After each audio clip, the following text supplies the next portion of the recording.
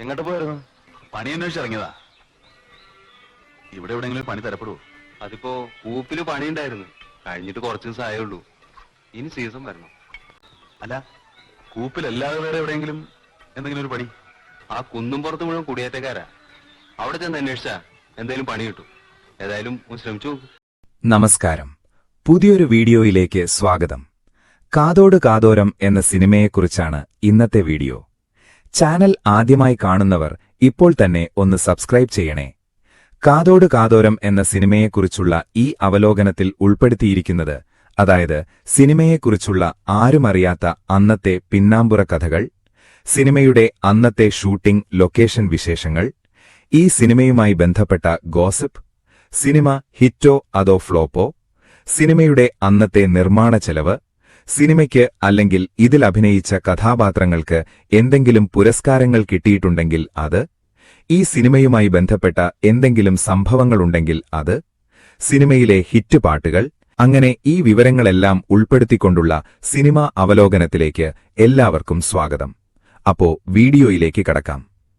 കേരളത്തിലെ മലയോര ഗ്രാമങ്ങളിലെ യാഥാസ്ഥിതിക ക്രൈസ്തവ പശ്ചാത്തലത്തിലാണ് ഈ ചലച്ചിത്രത്തിന്റെ കഥ വികസിക്കുന്നത്. ഗ്രാമീണ പശ്ചാത്തലത്തിലെ സാമൂഹിക നിയന്ത്രണങ്ങളും വ്യക്തിഗത ബന്ധങ്ങളും തമ്മിലുള്ള സംഘർഷമാണ് ഈ ചലച്ചിത്രത്തിന്റെ കാതൽ. ചലച്ചിത്രത്തിന്റെ പ്രമേയപരമായ പ്രധാന ഘട്ടങ്ങൾ ചുരുക്കി പറയാം. വഴിമുട്ടി നിൽക്കുന്ന ജീവിത സാഹചര്യങ്ങളിൽ തൊഴിലന്വേഷിച്ച് മലയോര ഗ്രാമത്തിലെത്തുന്ന ലൂയിസ് അല്പം ഓട്ടിസം ബാധിതനായ, എന്നാൽ മെക്കാനിക്കൽ ജോലികളിലും സംഗീതത്തിലും അസാധാരണ കഴിവുള്ള ഒരു അനാഥനാണ്. ഭർത്താവിന്റെ ക്രൂരതകളിൽ നിന്നും പീഡനങ്ങളിൽ നിന്നും രക്ഷപ്പെട്ട് തന്റെ മകനായ കുട്ടനുമായി ദുരിതജീവിതം നയിക്കുന്ന മേരിക്കുട്ടി ലൂയിസിന് അഭയം നൽകുന്നു. കൊടുങ്കാറ്റിൽ തകർന്ന മേരിക്കുട്ടിയുടെ വീടിന്റെ മേൽക്കൂര ലൂയിസും കുട്ടനും ചേർന്ന് നന്നാക്കുന്നതോടെയാണ് അവരുടെ ഹൃദയബന്ധം ആരംഭിക്കുന്നത്. വികാരി അച്ഛന്റെ നിർദ്ദേശപ്രകാരം പള്ളിയിലെ കേടുവന്ന സംഗീത ഉപകരണങ്ങൾ നന്നാക്കുകയും പള്ളിയിലെ ഓർഗൻ വായിക്കുകയും ചെയ്യുന്ന ലൂയിസിന്റെ സംഗീത പ്രതിഭ ഗ്രാമീണരെ അത്ഭുതപ്പെടുത്തുന്നു.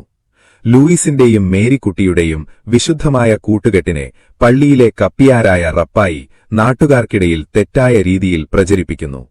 മേരിക്കുട്ടിയുടെ മുൻ ഭർത്താവും മദ്യപാനിയുമായ ലാസറും ഇതിലിടപെടുന്നതോടെ പ്രശ്നങ്ങൾ സങ്കീർണമാകുന്നു. തുടർന്ന് പള്ളിയിലെ വിശ്വാസികളുടെ യോഗത്തിൽ വെച്ച് സദാചാരവാദികളായ ഗ്രാമീണർ മേരിക്കുട്ടിയുടെ മുടി മുറിച്ച് അപമാനിക്കുകയും ഇരുവരെയും ഗ്രാമത്തിൽ നിന്നും പുറത്താക്കുകയും ചെയ്യുന്നു. അപമാനിതരായ ലൂയിസും മേരിക്കുട്ടിയും ഗ്രാമത്തിനു പുറത്തുള്ള ഒരു വൃദ്ധയുടെ വീട്ടിൽ അഭയം പ്രാപിച്ച് ഒരു പുതിയ ജീവിതം കെട്ടിപ്പടുക്കാൻ ശ്രമിക്കുന്നു.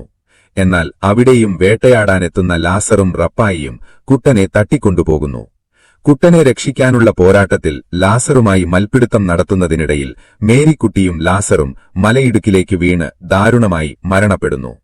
പ്രിയപ്പെട്ടവളെ നഷ്ടപ്പെട്ട ലൂയിസ് തന്റെ കണ്ണീരടക്കി കുട്ടനെ മാറോട് ചേർത്ത് താൻ അവന് അച്ഛനും രക്ഷകനുമാകും എന്ന് പ്രതിജ്ഞ ചെയ്യുന്നതോടെ ചിത്രം അവസാനിക്കുന്നു. കുട്ടനും മാഷും തുടരുന്നു എന്ന ദൃശ്യത്തോടെയാണ് ഭരതൻ സിനിമയ്ക്ക് വിരാമമിടുന്നത്. മമ്മൂട്ടി എന്ന നടന്റെ അഭിനയ ജീവിതത്തിലെ ഏറ്റവും വലിയ ബ്രേക്ക് ത്രൂ വേഷങ്ങളിൽ ഒന്നായിരുന്നു ലൂയിസ്. അക്കാലത്ത് ഓട്ടിസം പോലുള്ള സങ്കീർണമായ അവസ്ഥകളെക്കുറിച്ചുള്ള കൃത്യമായ ക്ലിനിക്കൽ വിവരങ്ങൾ പരിമിതമായിരുന്നിട്ടും കേവലം നിരീക്ഷണങ്ങളിലൂടെയും ഭാവതീവ്രതയിലൂടെയും അദ്ദേഹം ലൂയിസിനെ അനശ്വരമാക്കി. കാതോട് കാതോരം തിയേറ്ററുകളിൽ ഔദ്യോഗികമായി റിലീസ് ചെയ്തത് 1985 നവംബർ 15-നാണ്. നിലവിലെ വർഷമായ 2026 കണക്കിലെടുക്കുമ്പോൾ ഈ ചലച്ചിത്രം റിലീസ് ചെയ്തിട്ട് കൃത്യം 41 വർഷങ്ങൾ പൂർത്തിയായിരിക്കുന്നു. 4 പതിറ്റാണ്ടിനു ശേഷവും ഈ ചിത്രത്തിലെ ഗാനങ്ങളും കഥാസന്ദർഭങ്ങളും മലയാളി പ്രേക്ഷകർക്കിടയിൽ സജീവമായി ചർച്ച ചെയ്യപ്പെടുന്നു എന്നത് ഈ ചിത്രത്തിന്റെ കാലാതീതമായ പ്രസക്തി തെളിയിക്കുന്നു. ഈ സിനിമയുടെ പ്രധാന ഷൂട്ടിംഗ് ലൊക്കേഷൻ തൃശൂർ ജില്ലയുടെ അതിർത്തി പ്രദേശമായ മലക്കപ്പാറയായിരുന്നു. വളരെ ഏകാന്തവും പ്രകൃതി രമണീയവുമായ ഈ മലയോര ഗ്രാമം കഥാപാത്രങ്ങളുടെ ഏകാന്തതയെയും ഗ്രാമീണ ഒറ്റപ്പെടലിനെയും പ്രതിഫലിപ്പിക്കാൻ ഭരതൻ മനഃപൂർവ്വം തിരഞ്ഞെടുത്തതാണ്. അമ്മയുടെ മോനെ പെട്ടെന്ന് വലുതാവണ്ടേ?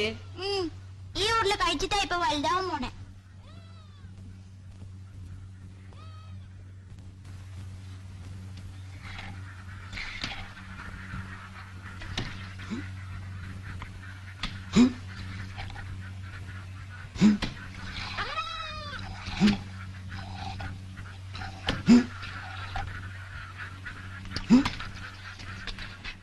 സിനിമയിലെ പ്രധാന ലൊക്കേഷനായ പള്ളി കൊറട്ടിക്കടുത്തുള്ള തിരുമുടിക്കുന്ന് പള്ളിയാണ്. ചിത്രീകരണവുമായി ബന്ധപ്പെട്ട ചില പ്രധാന വിശേഷങ്ങൾ താഴെ പറയുന്നവയാണ്.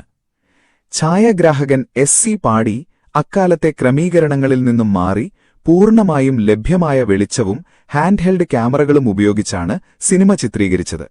ഇത് സിനിമയ്ക്ക് ഡോക്യുമെന്ററി സ്വഭാവമുള്ള ഒരു സ്വാഭാവികത നൽകി. മലയ്ക്കപ്പാറയിലെ കനത്ത മഴയും കോടമഞ്ഞും അപ്രതീക്ഷിതമായി മാറിക്കൊണ്ടിരിക്കുന്ന കാലാവസ്ഥയും ചിത്രീകരണത്തിന് വെല്ലുവിളി ഉയർത്തിയിരുന്നു. എങ്കിലും പരിമിതമായ ദിവസങ്ങൾക്കുള്ളിൽ തന്നെ വളരെ വിജയകരമായ ചിത്രീകരണം പൂർത്തിയാക്കാൻ അണിയറ പ്രവർത്തകർക്ക് കഴിഞ്ഞു. ഭരതൻ എന്ന ചിത്രകാരന്റെ കഴിവുകൾ ഈ സിനിമയുടെ ചിത്രീകരണത്തിൽ വലിയ പങ്കുവഹിച്ചു. ചിത്രീകരണത്തിനു മുൻപ് തന്നെ അദ്ദേഹം ഓരോ രംഗങ്ങളുടെയും ഫ്രെയിമുകൾ വരച്ചു തയ്യാറാക്കിയിരുന്നു. ഇത് അനാവശ്യമായ ഷോട്ടുകൾ ഒഴിവാക്കാനും ബഡ്ജറ്റ് നിയന്ത്രിക്കാനും സഹായിച്ചു.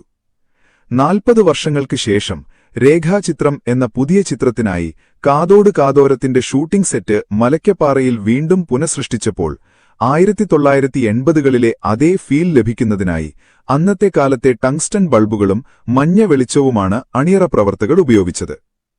മലയാള ചലച്ചിത്ര സംഗീത രംഗത്ത് വിപ്ലവം സൃഷ്ടിച്ച ഒരു കൂട്ടുകെട്ടായിരുന്നു ONV കുറുപ്പും ഔസേപ്പച്ചനും.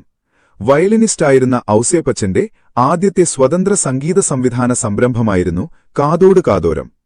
ദേവദൂതർ പാടി എന്ന സൂപ്പർ ഹിറ്റ് ഗാനത്തിന്റെ ഈണം ആദ്യമായി ജന്മമെടുത്തത് 1980ൽ പുറത്തിറങ്ങിയ ഭരതന്റെ ആരവം എന്ന സിനിമയിലാണ്.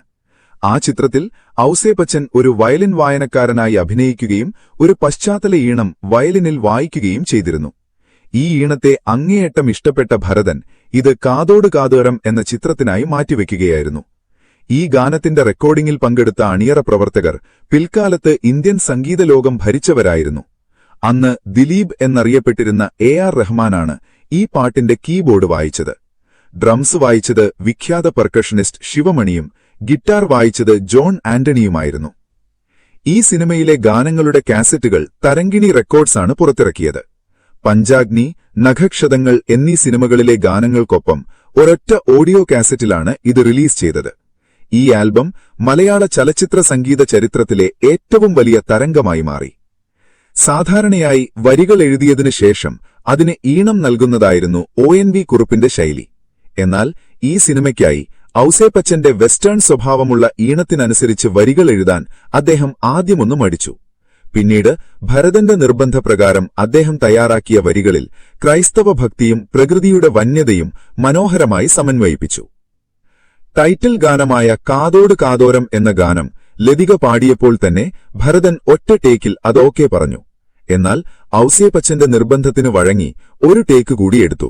എങ്കിലും ചിത്രത്തിൽ അവസാനം ഉപയോഗിച്ചത് ലതികയുടെ ഒറ്റ ടേക്കിൽ റെക്കോർഡ് ചെയ്ത ആദ്യ ഗാനം തന്നെയാണ്. 2025 ജനുവരി 9 പുറത്തിറങ്ങിയ രേഖാചിത്രം എന്ന ക്രൈം ത്രില്ലർ ചിത്രം പൂർണ്ണമായും കാതോട് കാതോരത്തിന്റെ ഷൂട്ടിംഗ് സെറ്റിനെ ആസ്പദമാക്കിയാണ് നിർമ്മിച്ചിരിക്കുന്നത്.